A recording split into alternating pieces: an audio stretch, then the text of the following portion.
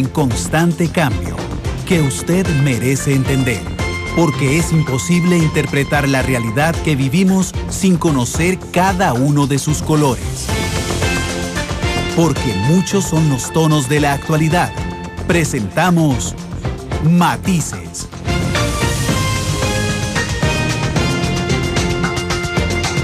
Una producción de Noticias Monumental.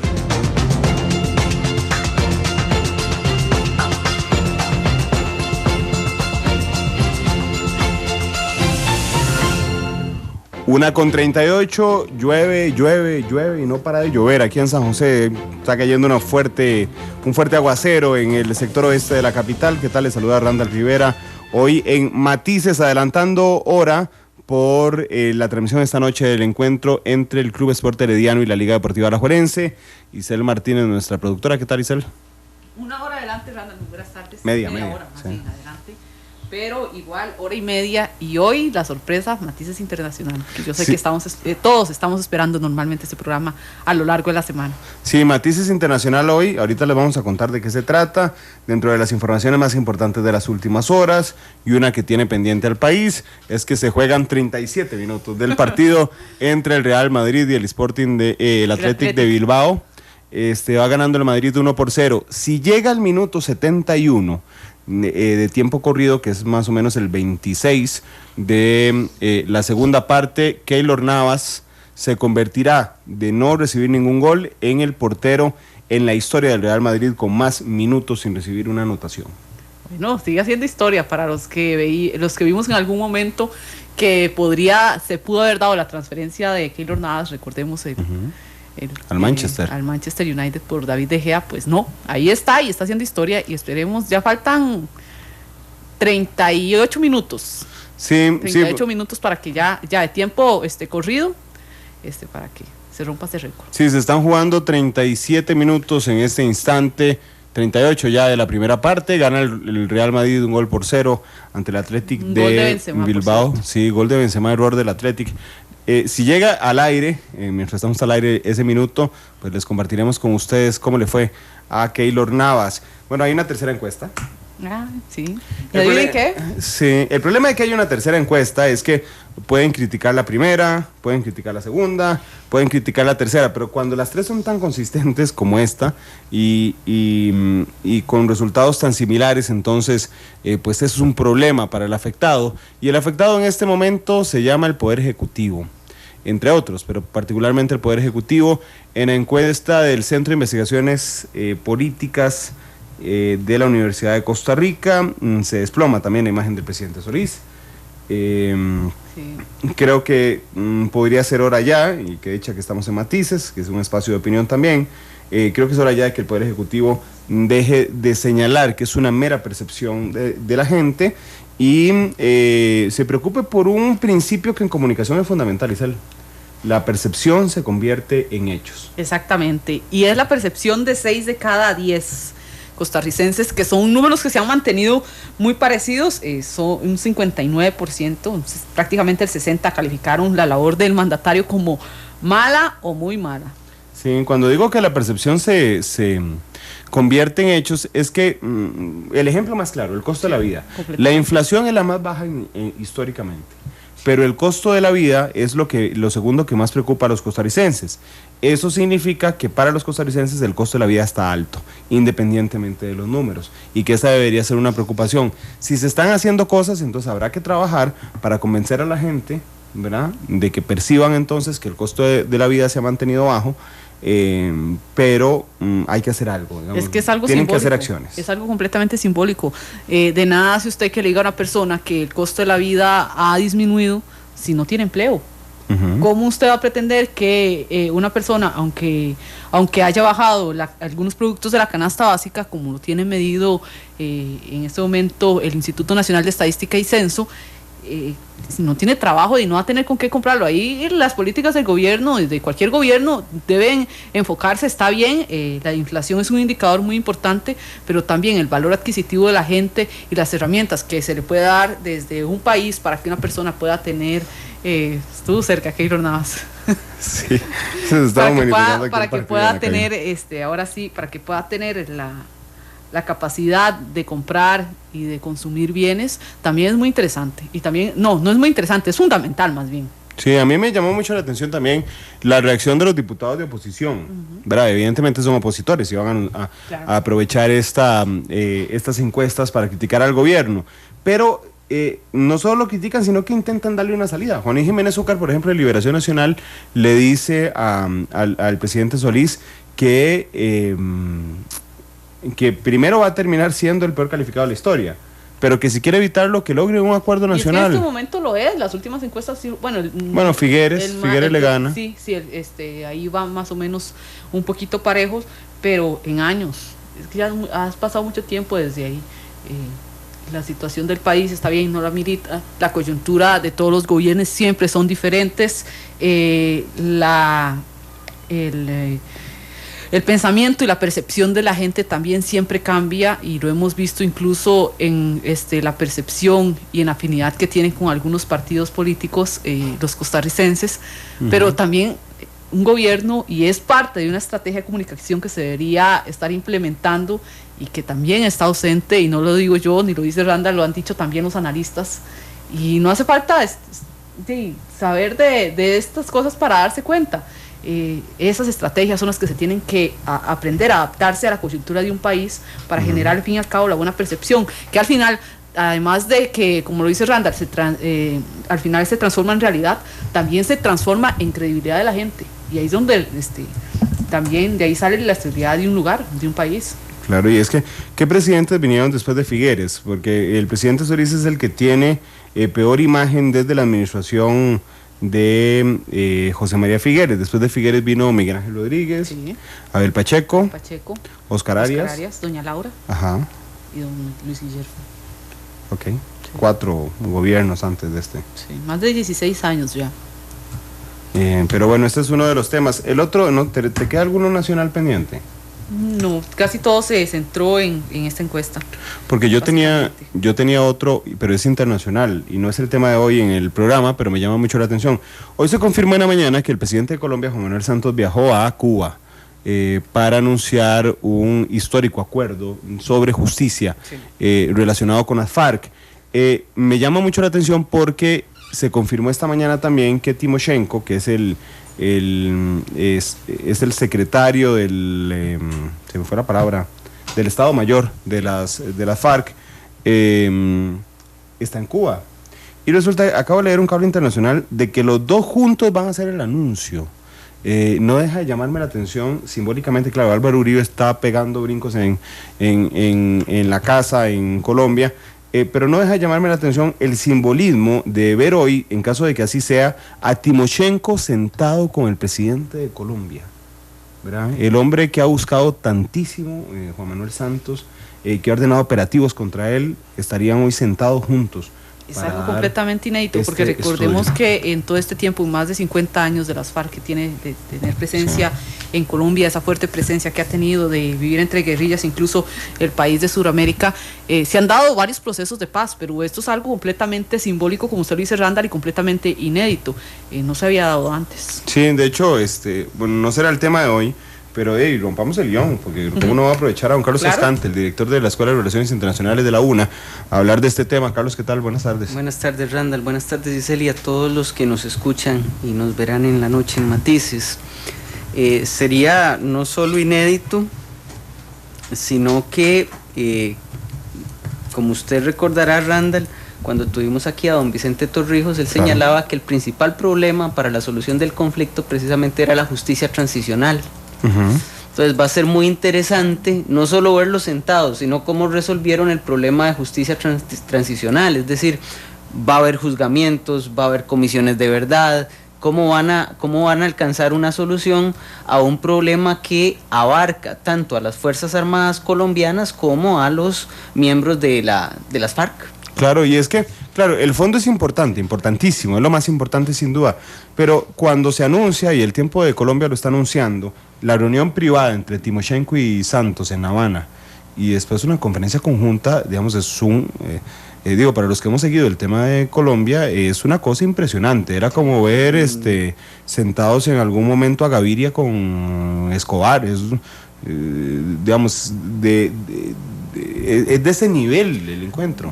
Pero no le extrañe, cuando se dan estos procesos, generalmente esos encuentros son muy apoteósicos en términos de medios, pero no son nuevos. Recuerde usted, por ejemplo, los acuerdos entre Egipto e Israel que tuvimos todos a Anwar al-Assad y a Menachem Begin, que eran enemigos acérrimos y mortales. Es decir, es parte, si usted está construyendo un futuro de paz, los primeros que tienen que dar el ejemplo, aunque por dentro se estén diciendo de todo, son los líderes políticos que son el símbolo de esos dos grupos que se ponen de acuerdo para salir del problema. Pero evidentemente va a ser muy interesante escuchar la visión que ambos tengan. Recuerde además que, por ejemplo, también nunca pensábamos que Obama iba a llamar a Raúl Castro. Raúl Castro, Sí. claro que sí. Y se llamaron. Y nunca pensamos hasta hace 2 años que John Kerry iba a viajar a La Habana, y viajó durante 7 horas y viceversa. Entonces es parte del proceso, es decir, es el símbolo fundamental del acuerdo. Sí, sí. Ya después vendrán los problemas posacuerdo y incluso con los problemas internacionales que está teniendo el presidente Santos con Venezuela, requería de un golpe de este tipo, ¿verdad? En términos de su estabilidad interna. Entonces va a ser muy importante para Santos, porque él lo va a presentar como el gran logro de su gestión, y ahí tendrá toda la oposición interna de la ultraderecha colombiana. Sí, de hecho, no sé si estás de acuerdo conmigo, y es un día histórico para Colombia, Claro. es un día histórico para América Latina, Sí. y podríamos ir un poco más allá inclusive. Claro, y un refuerzo a la posición de Cuba como el mediador o el que asume la responsabilidad de sentarse con ellos a conversar, ¿verdad? Sí, sí. La diplomacia cubana también sale bastante favorecida. Sí, y de hecho me alegra por el continente, es decir, ha sido un año clave. Completamente clave. Se han solucionado Sí. diferendos históricos. Completamente. Y de años. Solo falta Venezuela. Sí. Pero yo aún hoy, si Maduro me pide plata prestada para pagármelo con el aguinaldo, seguiría negando. Bueno, faltan 3 meses ya. 3 meses, vamos a ver cómo salen esas 3 elecciones. meses y en ese camino hay unas elecciones legislativas. Qué Bueno, vamos al tema fondo. De una vez. Vamos al tema de fondo, la visita del Papa Francisco a Cuba y a los Estados Unidos es uno de los elementos impresionantes que han ocurrido durante las últimas semanas. Hoy tuvimos a La Voz de América vía satélite informándonos desde Washington el fervor, pero más allá del fervor, la importancia política, geopolítica inclusive, que reviste la visita de Francisco tanto a La Habana como a Washington. De entrada, Carlos, ¿qué te parece? Lo primero que hay que distinguir es esas dos variantes que en el caso del Vaticano muchas veces se confunden.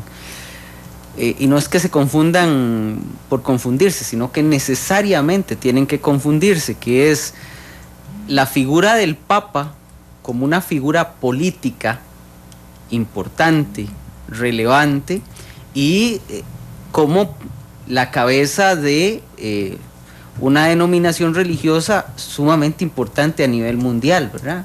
Y que eso implica una serie de elementos de ética y moral que van aparejados y de doctrina, que van aparejados con el liderazgo que tiene a lo interno de la Iglesia Católica, ¿verdad? Claro. De hecho, Obama no es católico. No, Obama es protestante. Biden, el vicepresidente, sí es católico. Quedó muy claro en la llegada del Sí, Papa. sí. Y el presidente de la Cámara Baja sí es católico. Sí, que ese es otro tema que ahorita vamos a hablar sobre el discurso del Papa en el Congreso de los Estados Unidos. 6 de cada 9 de los ocupantes de la Corte Suprema, de hecho, son católicos. Sí. Es interesante, en los Estados Unidos la última encuesta que se hace en el 2014 de un instituto interesante en encuestas que se llama el Pew Institute Research, establece que la población católica de los Estados Unidos es de un 20%, un poquito más del 20% de la población, lo que representaba una baja respecto al 2007, cuando era de un 23%. Otro alto porcentaje, el 23%, es de las denominaciones que ellos agrupan como protestantes evangélicos, que se caracterizan por ser un poquito más conservadoras. Y un 22% es lo que ellos denominan mainline Protestant movements, que son básicamente movimientos más liberales. Pero dentro de esas agrupaciones lo que encontrás es una enorme cantidad de movimientos más pequeños, de forma tal que la Iglesia Católica es la denominación cristiana más fuerte en los Estados Unidos, como tal. Generalmente, los estados más fuertes de población católica están precisamente donde se ubica la visita del Papa, en el noreste del país. Si nos vamos así más a fondo del impacto que ha tenido incluso la presencia del Papa Francisco, por ejemplo, más atrás, desde diciembre, en el establecimiento de las relaciones entre Cuba y Estados Unidos, precisamente ese factor de la religión toma un elemento simbólico muy importante si tomamos en cuenta que, bueno, Estados Unidos es solo el 20%, como usted lo dice, de la población que es católica. Cuba también es un estado que de hecho es ateo constitucionalmente. Pero que se ha detectado que el 60% de la población es católica, o que solo el 10% practica, asiste a misa. Entonces es un estado que también tiene fuertes raíces católicas. Lo que pasa es que la iglesia en Cuba, desde la llegada de Fidel Castro al poder, fue prácticamente saboteada en su ejercicio, ¿verdad? De hecho, estaba leyendo que el 70% del clero cubano es español. Ajá. Entonces no hay una iglesia autóctona. Mucho del acercamiento desde Juan Pablo II, en la visita de 1992, si no me equivoco, a La Habana, 98, sí. Perdón, una de las condiciones, que por supuesto no se dicen, pero que estaban implícitas, era que tenía que haber más apertura para la iglesia católica en Cuba. A la par de que el Estado cubano aceptaba que como elemento de apertura, que el papado, en este caso el de Juan Pablo II, hablara del capitalismo salvaje, refiriéndose a los Estados Unidos, ¿verdad? Era como, bueno, usted nos apoya un poco en nuestra visión política, económica, y nosotros abrimos más a la iglesia dentro de Cuba, que son las negociaciones políticas del papado, ¿verdad? Carlos, ahora, bien, vamos a intentar dividir entonces el programa en dos partes, en la visita a Cuba y en la visita a Estados Unidos, y después hacemos la mezcla. En la visita a Cuba, yo leí un día de esos, me impresionó mucho una crónica del diario El País. El periodista que hace la crónica en primera persona estaba un poco decepcionado porque el Papa Francisco no habló de la disidencia en las actividades públicas. Sin embargo, hay una respuesta de Federico Lombardi, el portavoz del Vaticano, que a mí me llama mucho la atención, porque le dice, hay cosas que no se hablan en público, fue lo que dijo. Más allá de lo que vimos y de la espiritualidad, ¿qué pasó en Cuba con el Papa Francisco, Carlos? Vamos a ver, aquí hay que entender que el Papa es el Papa, pero el Papa tiene un cuerpo muy profesional de diplomáticos a la par. A veces la gente, cuando habla del Vaticano, como se enfoca en lo religioso, no entiende que por eso se llama el Estado Vaticano, y es una construcción de 2000 años, y que cuando el Estado Vaticano se va debilitando, lo que va generando es una gran capacidad diplomática. De hecho, el Vaticano creó la primera escuela diplomática del mundo. Entonces, el canciller del Vaticano como Estado es el secretario de Estado Vaticano, que es la segunda figura en importancia del Vaticano, y que es un diplomático de carrera siempre. Es un tipo que ha pasado metido en negociaciones muy complicadas, que tiene una experiencia, en el caso del Vaticano, de 40 años de estar metido en diplomacia, porque acuérdense que el Vaticano es una gerontocracia. Entonces, ahora tenemos el segundo secretario de Estado Vaticano más joven, y tiene 60 y resto de años de la historia. Sí. Entonces, son tipos con mucha experiencia. Entonces, cuando hablamos de que el Papa hace tal cosa o tal otra, primero hubo un trabajo diplomático de mucho cálculo, de mucha visión, de mucha perspectiva. ¿Por qué? Porque la diplomacia muchas veces se hace en silencio. Si el Papa Francisco llega y se reúne con la disidencia, se convierte en un pésimo negociador, pues se convierte en parte del problema. Pues, un buen diplomático sabe que hay cosas que se hacen en privado, que se dicen en privado, que se señalan en privado, porque usted tiene que darle a la contraparte la posibilidad de salvar ciertas situaciones. Si se va de frente, o sea, si el papado se hubiera de frente, como mucha gente quería, a decir que en Cuba se violaban los derechos humanos, que posiblemente muchos hubieran querido que hiciera una expresión de ese tipo, no sería un ejercicio diplomático, sería un ejercicio de propaganda, y la diplomacia juega a otros niveles. La diplomacia construye en silencio y a largo plazo. Y mucha gente, y en realidad uno se pone a pensar qué se consigue enfrentando al papado con el Estado cubano. Hubiera podido seguir trabajando en pro de mejorar las condiciones de libertad religiosa, que para el papado es fundamental, y de libertad política, cuando el Papa incluso en alguno de sus mensajes hizo ver que la apertura de Cuba iba a mejorar los derechos fundamentales en Cuba, que es también la apuesta que tomó Estados Unidos, es decir, vamos a dejar de atacarlos, vamos a buscar una apertura y que todo caiga por su propio peso. Claro, pero el secretario de Estado Vaticano es sacerdote. Total, o es cardenal. Ah, bueno, es un cardenal. Siempre es un cardenal. Ok, me hizo gracia el término gerontocracia. Sí, es una gerontocracia. Vos nos hablabas de la visita de Juan Pablo II a Cuba y cómo se negoció. ¿Qué se habrán, estamos muy recientes en el tiempo, pero ¿qué son esas conversaciones? ¿Qué te imaginas de esas conversaciones entre el Vaticano y la diplomacia cubana, que también es muy fuerte, para la visita a Francisco? Muy fuerte. Vamos a ver, veamos un poco el perfil de Pietro Parolin, que es el secretario de Estado Vaticano. El último puesto de Pietro Parolin era nuncio en Venezuela. Ah, ok. Es un tipo que conoce América Latina, porque incluso había tenido un nombramiento anterior en un nivel menor en América Latina. Ahora no recuerdo el país. Fue encargado en determinado momento de negociar ciertos intereses del Vaticano en países del sudeste asiático como Vietnam, que también es un estado ateo. Es un tipo con mucha experiencia y mucha inteligencia y conocedor de los asuntos de América Latina. ¿Cuáles eran los principales problemas de la Iglesia Católica en Cuba? Primero, que es una iglesia que todavía es perseguida. Segundo, que es una iglesia extranjera, la mayoría son españoles. Es un país de 11 millones de habitantes con 700 curas. Entonces, mucho creo que de la negociación iba a apertura religiosa. O sea, permitan que ya nosotros les beneficiamos apoyando una negociación con los Estados Unidos, ahora a ustedes les toca darnos mayor cantidad de apertura religiosa, que eso para el papado es clave. De hecho, el Vaticano, tiene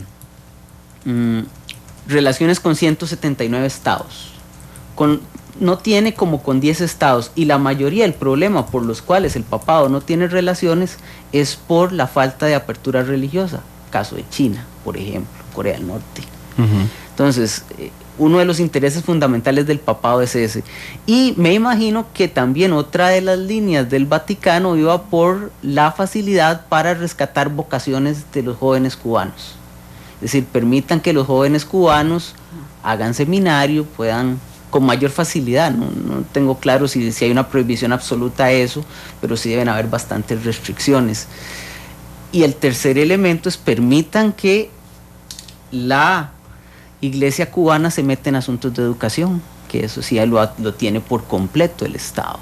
Entonces, sigan con la educación del Estado, pero permitan también cierta libertad para que la Iglesia se meta en elementos de formación de personas, que para la Iglesia eso es clave. Sí, y respondió a una necesidad que, como usted bien lo señala, de mucha gente, porque de hecho cuando uno ve crónicas incluso de gente que ha vivido en Cuba antes de la llegada del Papa en 1998, incluso no se celebraba ni la Navidad, pero aún así después de que ya empezaron a hacer la visita, no solo el Papa Juan Pablo II, y también vino Benedicto XVI y ahora el Papa Francisco, se ve esa necesidad de la gente de profesar la religión o de hacer actividades relacionadas a la religión. Vean ustedes que una de las expresiones del Papa fue: un pueblo que ha sufrido mucho, sí, y que la fe se ha mantenido por el trabajo de las abuelas. Lo que estaba diciendo, aquí la fe se mantuvo por abajo de por atrás del telón. No, aquí nunca ha habido libertad religiosa. Es una crítica muy suavecita, muy velada, típico de la diplomacia vaticana, bien dirigida, escondida dentro de un discurso de fe, para que a la par de que diga esa expresión, hable sobre familia, hable sobre problemas que en Cuba también son muy serios, ¿verdad? O que la iglesia considera seria, como el divorcio, la división familiar, etcétera. De hecho, vamos a ir a la primera pausa comercial. De salida vamos a escuchar parte del discurso del Papa en Cuba, donde señala que necesita reconciliación en lo que está ocurriendo en este instante. Sí, es un video que compila parte de lo que dijeron tanto el Papa Francisco a la llegada a Cuba, también como el recibimiento que le dio Raúl Castro. Claro, vamos a la salida de corte con este video.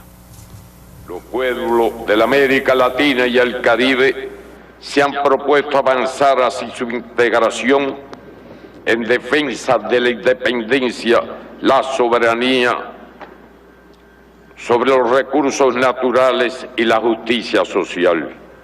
Sin embargo, nuestra región sigue siendo la más desigual en la distribución de la riqueza.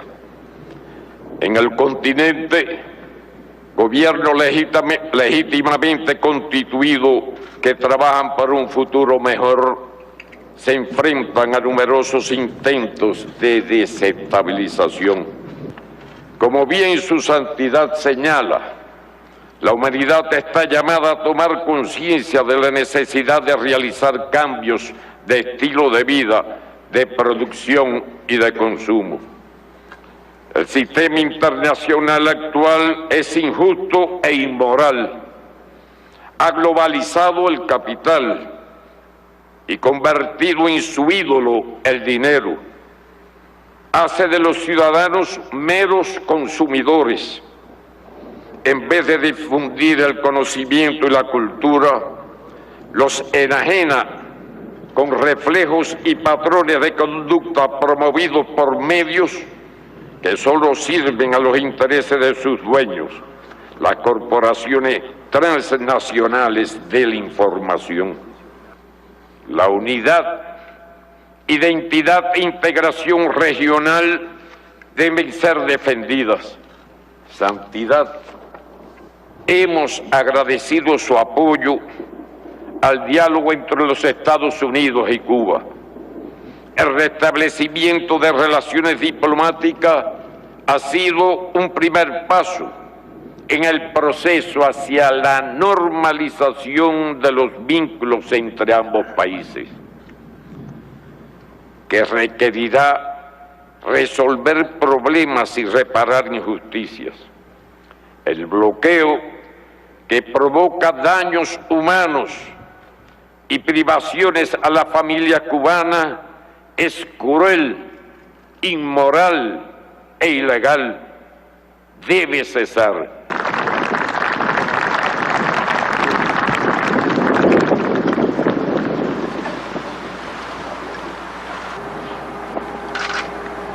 Geográficamente, Cuba es un archipiélago que mira hacia todos los caminos, con un valor extraordinario como llave entre el norte y el sur, entre el este y el oeste. Su vocación natural es ser punto de encuentro para que todos los pueblos se reúnan en amistad. Desde hace varios meses estamos siendo testigos de un acontecimiento que nos llena de esperanza. El proceso de normalización de las relaciones entre dos pueblos tras años de distanciamiento. Es un proceso, es un signo de la victoria de la cultura del encuentro, del diálogo, del sistema del acrecentamiento universal por sobre el sistema muerto para siempre de dinastía y de grupos. Animo a los responsables políticos a continuar avanzando por este camino y a desarrollar todas sus potencialidades como prueba del alto servicio que están llamados a prestar en favor de la paz y el bienestar de sus pueblos y de toda América, y como ejemplo de reconciliación para el mundo entero. El mundo necesita reconciliación en esta atmósfera de tercera guerra mundial por etapas que estamos viviendo. Porque la realidad tiene muchos tonos, matices. Esto es Matices.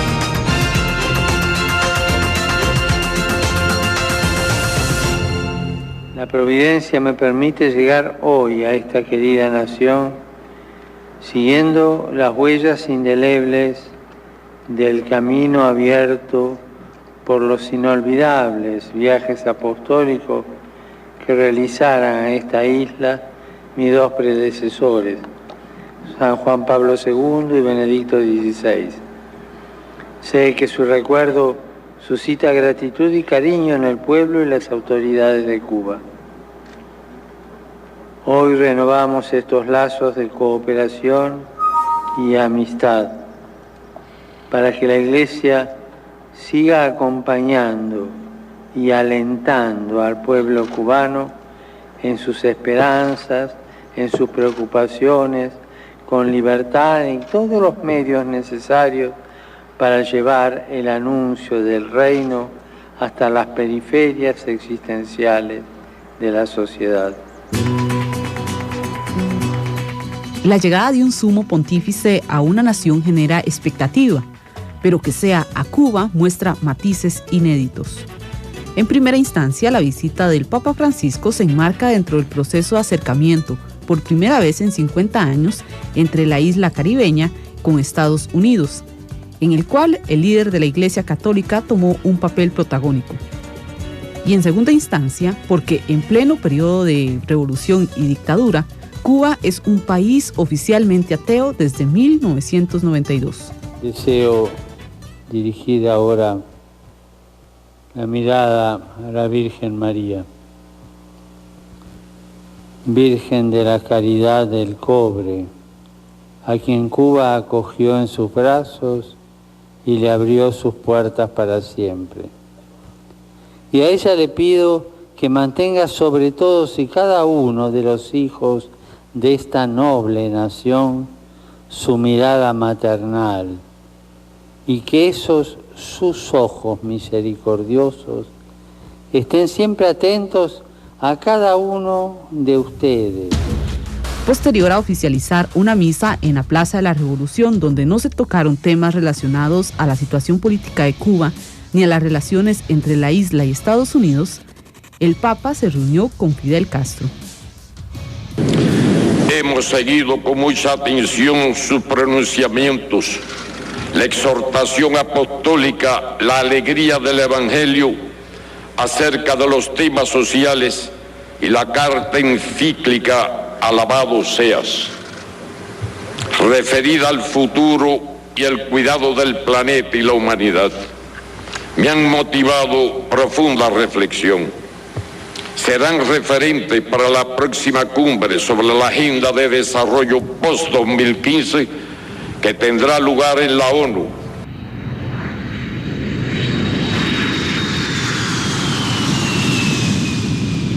De la isla, el máximo líder de la Iglesia Católica viajó hacia Estados Unidos.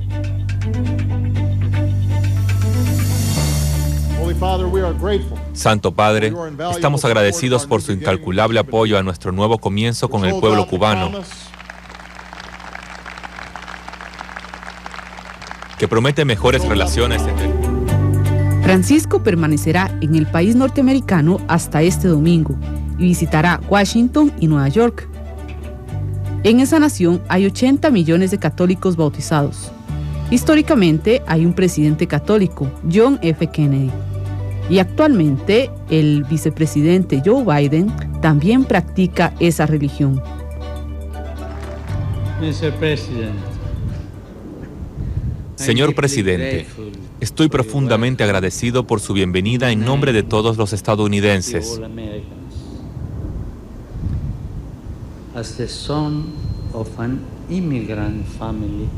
Como hijo de una familia de inmigrantes, me alegra estar en este país que ha sido construido en gran parte por estas familias.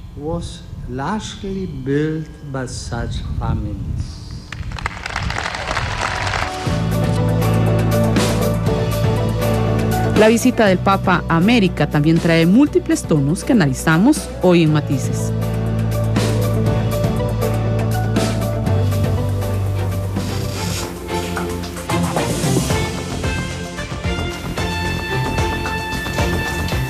Dos de la tarde con 20 minutos. Les recordamos que hoy estamos en Matices con horario especial hasta las 3 de la tarde por transmisión deportiva, y también estamos siguiendo en este momento de cerca el partido entre el Real Madrid contra el Athletic de Bilbao, que hay dos buenas noticias. La primera, bueno, tres buenas noticias más bien. La primera, en este momento Keylor Navas tiene el récord, está a 5 minutos de batir el récord.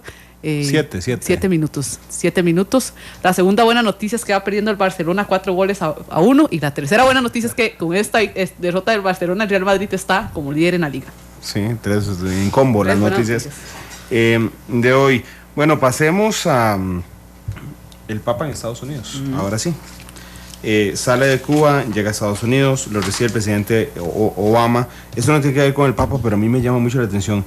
Justo cuando Xi Jinping, el presidente de China, está en Seattle y se va a reunir con Obama, llega el Papa y opaca, digamos, toda la tensión que podría haber entre la visita de Xi Jinping a Estados Unidos, y toda la atención está sobre el Papa, Carlos. Un dato, Randall, según una última encuesta que salió publicada ayer, el 70% de los encuestados tenían una opinión favorable del Papa, encuestados en los Estados Unidos. ¿Cuánto? 70%. Estamos hablando de, vean la combinación de situaciones. Estamos hablando de un tipo muy popular, un gran político, porque a él le toca vivir una situación bastante difícil en la Argentina de Kirchner, un intelectual porque es jesuita.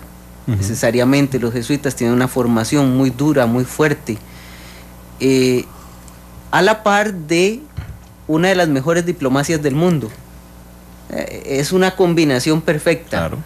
Y una combinación que la Iglesia Católica ocupaba urgentemente. Entonces, el ejercicio de capacidad discursiva de Bergoglio, el uso de gestos muy claros, muy simbólicos. Conversábamos ahora en el corte, Randall, que fue impresionante el día en que Bergoglio es nombrado Papa, que él sale rompiendo completamente lo que había sido el papado de Benedicto XVI con un solo gesto, que es salir de blanco completo, y que eso hizo olvidar a Benedicto en cuestión de 2 minutos. Claro. E incluso el recuerdo de Juan Pablo II, que siempre fue una sombra sobre el papado de Benedicto. Bueno, lo siento, gol del Atlético de Bilbao. Okay. Y queda 5 minutos le faltaron a Keylor Navas para romper el récord. 5 minutos. Bueno. A veces pasa. A ver, le pasó a Casillas. Sí, le pasó a Casillas. En una ocasión, y bueno, Keylor es grande y la ha bueno, hecho. No importa, viene de la próxima liga para que lo logre. Sí, no tenía nada que hacer. Nada que hacer. Le hice lamento. Bueno, sigamos con el tema a fondo. 1-1, Real Madrid, el Athletic de Bilbao. Sí, esa combinación es impresionante.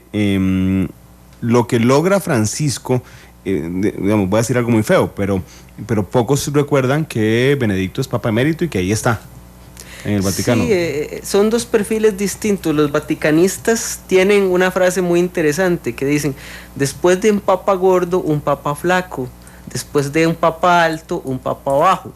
Lo que hacen referencia es que generalmente en la iglesia los estilos y capacidades de los papas van variando de papa a papa, y generalmente son polos opuestos en esos estilos, lo que ahora llamarían los administradores habilidades blandas. Francisco tiene enormes habilidades blandas de comunicación que Benedicto no tenía. Tiene una cercanía natural que Benedicto no tenía, por más que él sí le intentaron trabajar con imagen. Tiene una sonrisa que Benedicto no tenía, y que la sonrisa dicen que no se la conocían en Buenos Aires, que se la conocen cuando es papa. Sí. En fin, tiene una serie de elementos que, si lo combinan con una estrategia de medios, vean que queda Federico Lombardi. Federico Lombardi viene desde Juan Pablo. Como vocero. Como vocero del Vaticano. Y tienen un tipo que le maneja el Twitter genialmente. Entonces, es una serie. ¿No es el Papa? No me dirán. Por favor, Randall, ¿usted cree que el Papa de repente tiene tiempo para hacer llamadas personales de vez en cuando? Sí. De hecho, una de las anécdotas que él dice, habla Jorge Mario Bergoglio, y la gente dice, me está dando una broma. Y si era realmente el Papa. Sí. Ojo, él toma mucho en ese elemento de lo que hacía Juan XXIII. El Papa Bueno. El Papa Bueno, que tenía una línea similar. Incluso esto de ir a la cárcel, el primero que lo hizo fue Juan XXIII, cuando salió a una cárcel de Roma a visitar a los reos de la cárcel. Cuando analizamos a partir de diciembre hasta hoy el peso que ha tenido y la presencia que ha tenido el Papa Francisco, podríamos decir que en muchos años la Iglesia no había subido el perfil tan alto, la Iglesia Católica, en la figura del Sumo Pontífice. Vamos a ver, altos y bajos. Quizá el papado de Juan Pablo II fue muy mediático, especialmente en los años más duros del final de la Guerra Fría, cuando el Papa se convirtió en una figura muy fuerte, Juan Pablo, especialmente por su discurso anticomunista, por estar metido de lleno en contra de los regímenes socialistas de Europa y de América. Y después, porque Juan Pablo realizó enorme cantidad de viajes de Estado. Entonces fue un elemento muy fuerte del papado. En la medida en que Juan Pablo fue perdiendo fuerza, se fue envejeciendo y dejó de ser el atleta de Dios, y teníamos un papa anciano que no tenía esa capacidad discursiva, ese mecanismo, pues ahí el papado perdió fuerza. Y Benedicto, el background de Benedicto era de un teólogo, de un gran teólogo, pero no era una figura pública. Y aparte de eso, a Benedicto se le califica como un papa muy conservador, que quizá no hay tanta diferencia entre la lógica, digamos, entre la doctrina de Benedicto y Bergoglio. No hay grandes diferencias, no hay grandes cambios del cielo a la tierra. La Iglesia no funciona así, cambiando del cielo a la tierra, pero que tiene una habilidad comunicativa y un discurso hacia la pobreza muy marcado, y en eso sí es muy progresista, ¿verdad? Sí, te iba a preguntar también sobre tu percepción. El Papa Francisco es latinoamericano. ¿Somos nosotros, los latinoamericanos, los que vemos, digamos, a Francisco como una figura revolucionaria en la Iglesia, con un estilo diferente, o es algo que está impactando al mundo? Carlos. Es una muy buena pregunta. Es un papa también muy popular en Italia y en Europa. Incluso figuras, digamos, de las figuras más de izquierda en Italia hablan muy bien de este papa, precisamente porque tiene un discurso muy directo hacia los pobres, muy de que el sistema no está funcionando. Ahora, él tiene muy claro que su papado va a ser corto. Bueno, a veces los papados se extienden más de lo que uno piensa, ¿verdad?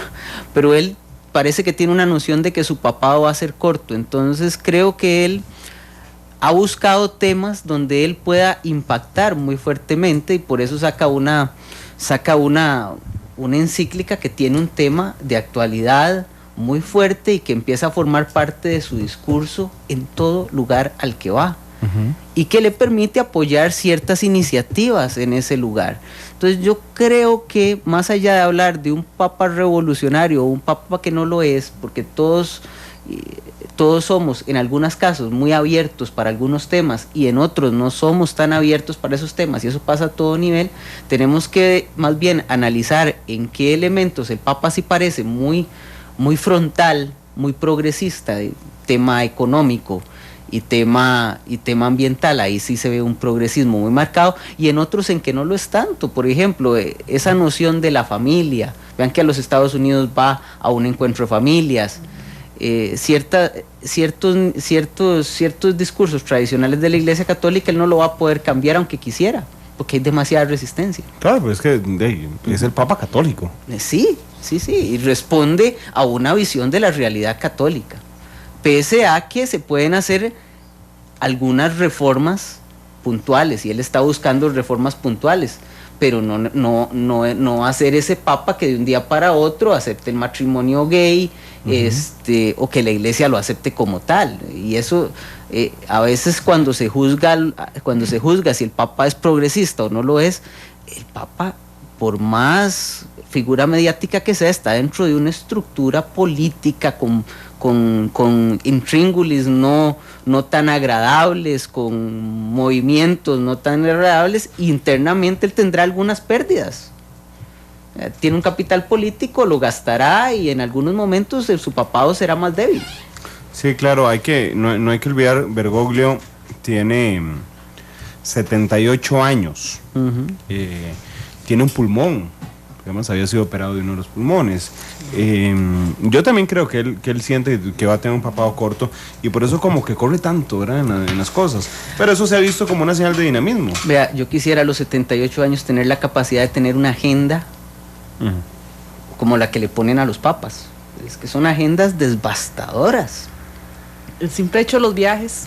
El simple hecho de hacer un transatlántico de 12 horas, un viaje continuo casi. El día de ayer tenía actividad en la mañana y en la tarde viajaba a los Estados Unidos en un viaje de 5 horas. Sí. Por más comodidades que tenga el avión papal, ¿verdad? Uno de los aviones, un avión gigantesco donde viajan con periodistas y es casi como una casa volante.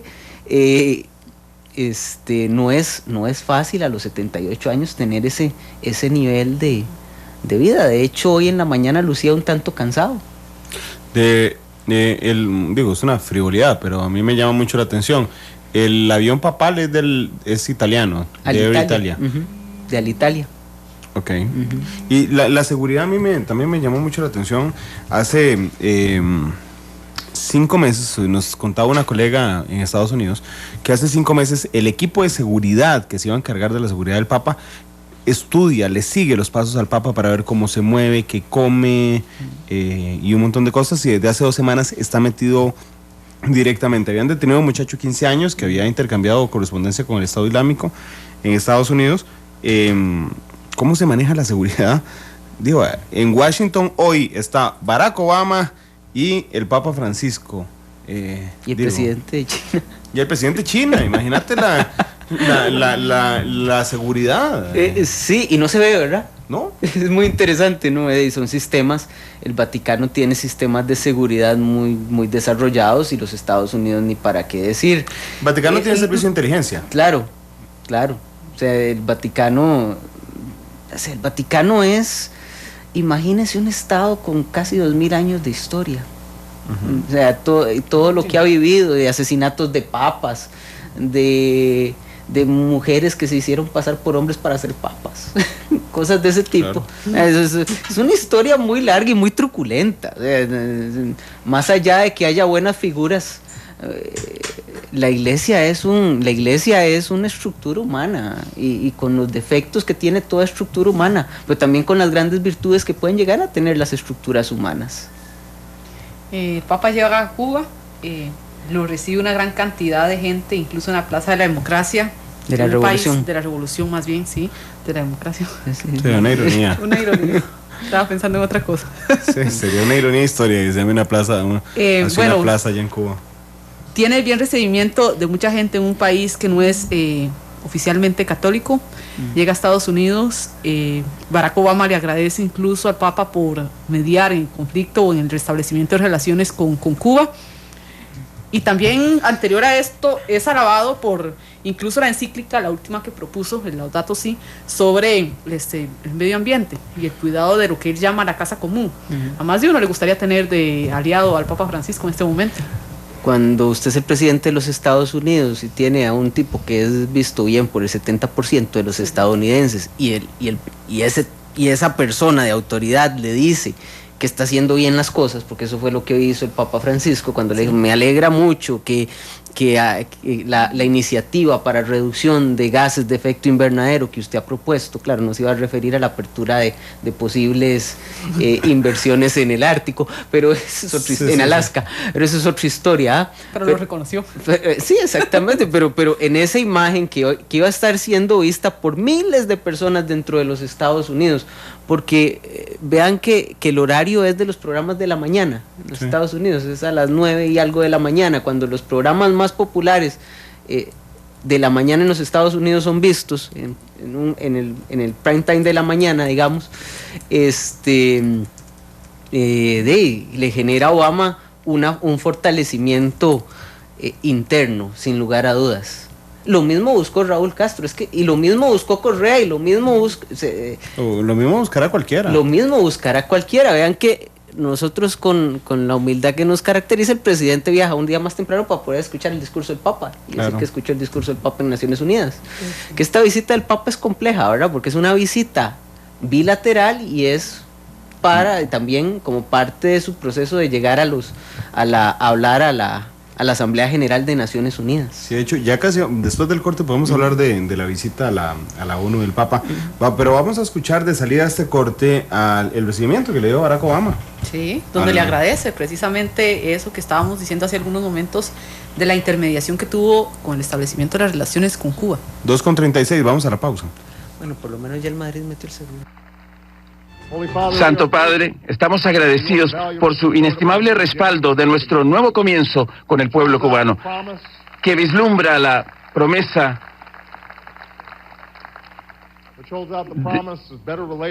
de mejores relaciones entre nuestros países, mayor cooperación en el hemisferio y una mejor vida para el pueblo cubano.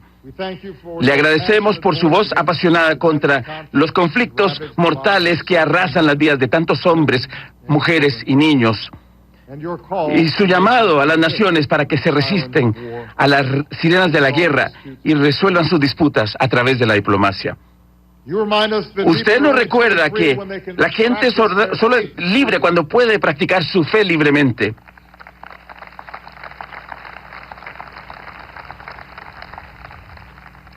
Aquí en Estados Unidos apreciamos la libertad religiosa.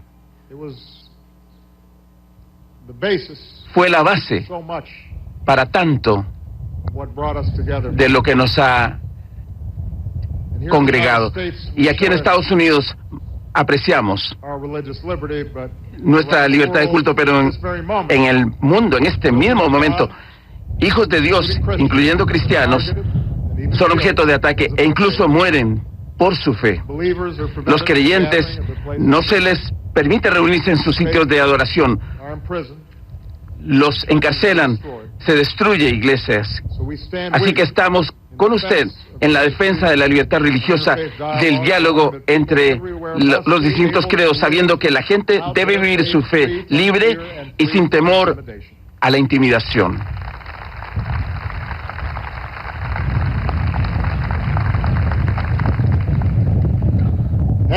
Y Santo Padre, usted nos recuerda que tenemos una obligación sagrada para proteger nuestro planeta, el magnífico regalo que Dios nos ha dado. Analizamos los tonos de la actualidad. Exploramos sus contrastes, matices.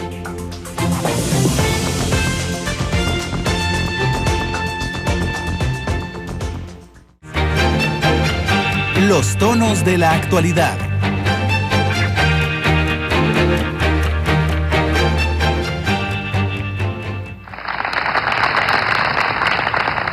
Mr. President, Señor Presidente,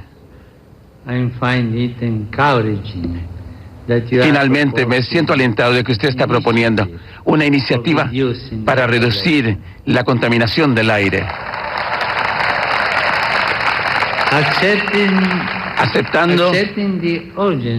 aceptando la urgencia. Parece claro para mí también que el cambio climático es un problema que no podemos dejarle pendiente a las generaciones futuras.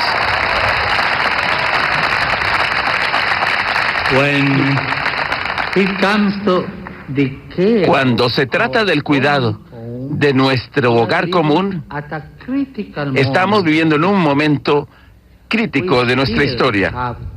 Todavía tenemos tiempo para hacer los cambios necesarios para lograr un modo sustentable, porque sabemos que las cosas pueden cambiar.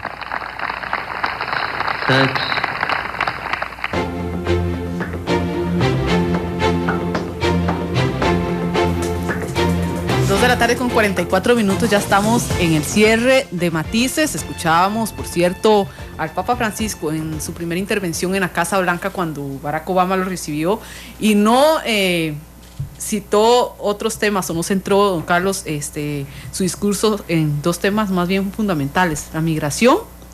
De hecho, él resaltó que él era hijo de migrantes, y también el tema de se me fue.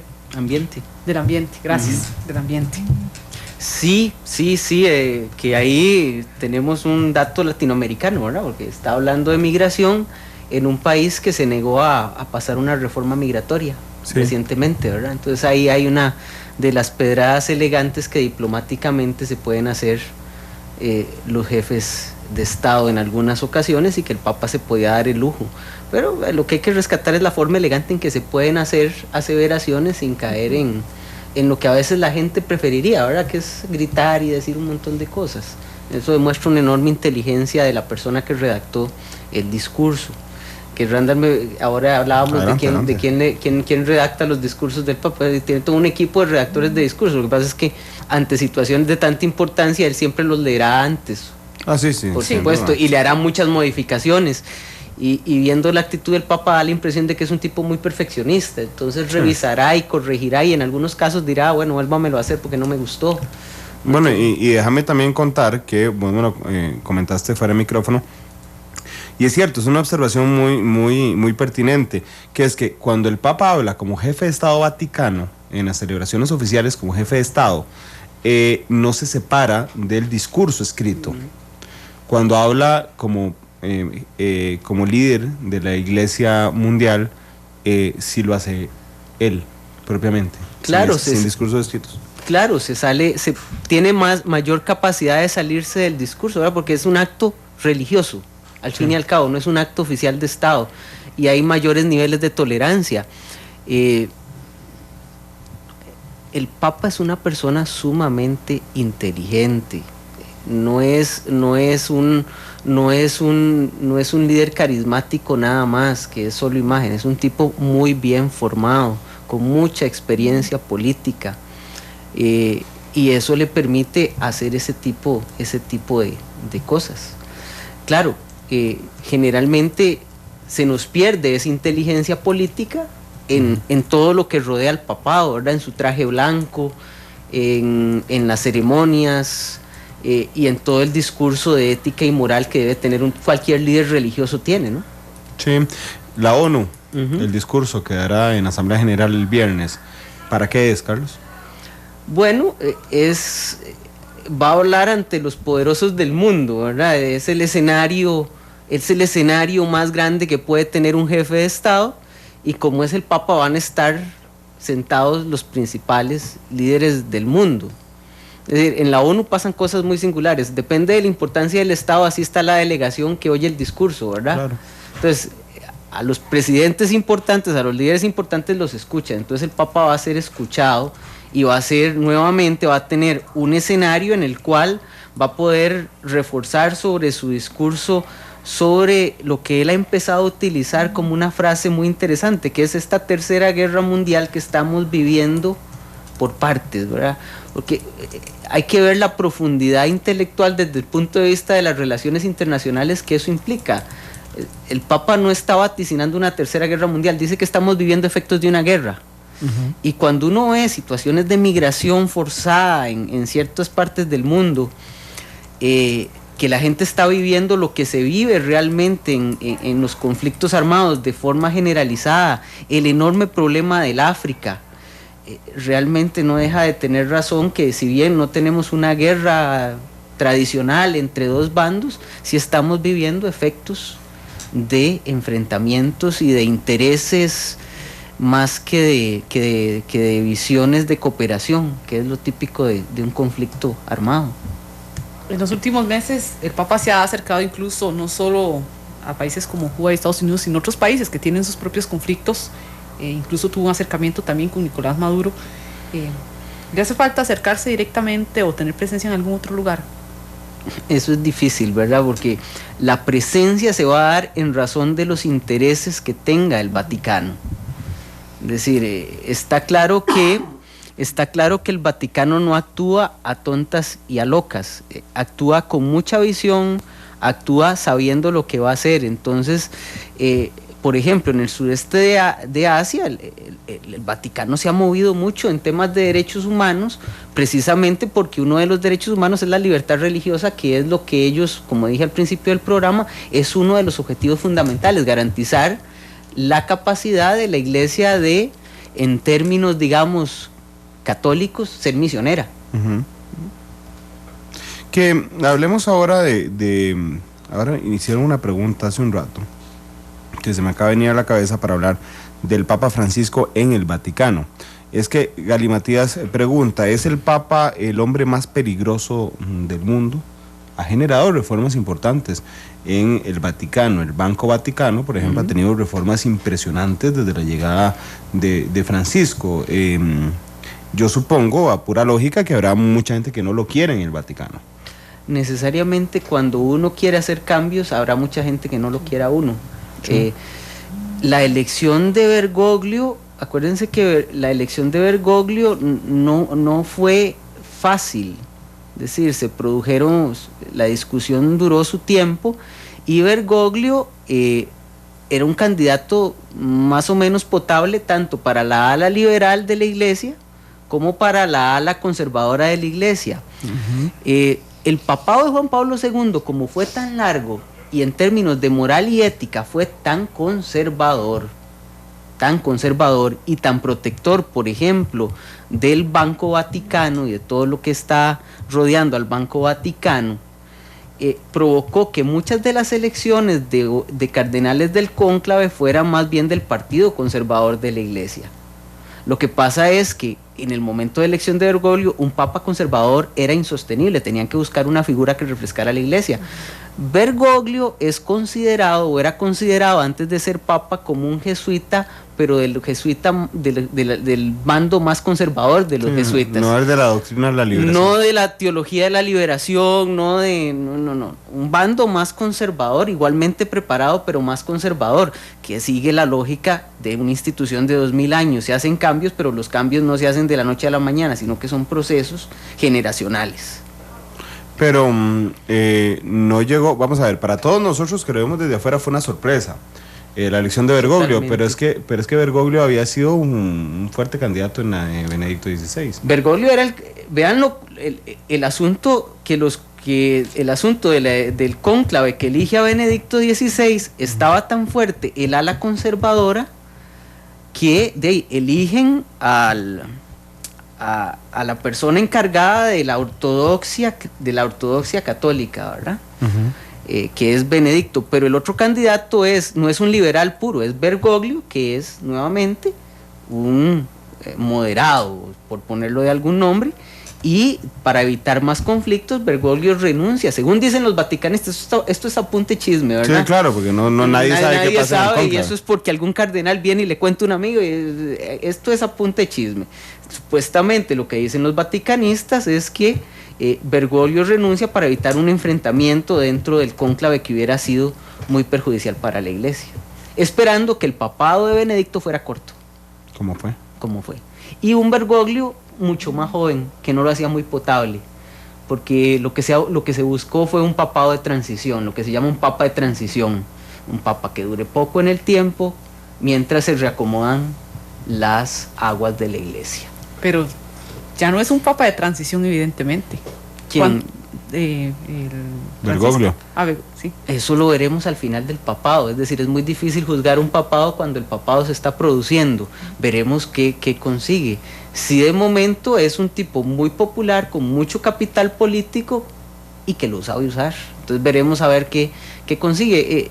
El próximo sínodo de obispos en términos de moral y de ética, vamos a ver por dónde va, en qué termina, qué cambios hace la iglesia, qué conserva. Entonces ese sínodo va a ser fundamental, creo yo, en cómo juzgar el papado de Bergoglio. Lo que es innegable es que